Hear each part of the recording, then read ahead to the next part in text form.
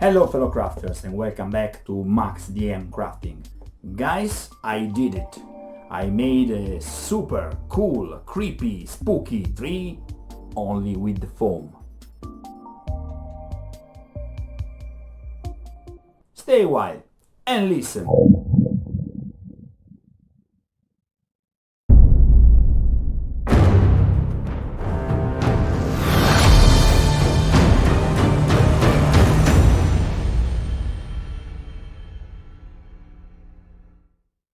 This was one of the coolest projects that I ever made. I was with a very short time, so I decided to do something very simple, very cool, but very easy also. And in this episode we will make a cool Hangman tree. Look at that. It's gorgeous, guys. It's beautiful. On the table is amazing. It's a scenic element, very effective. And it was very funny, fast and simple. Hang on!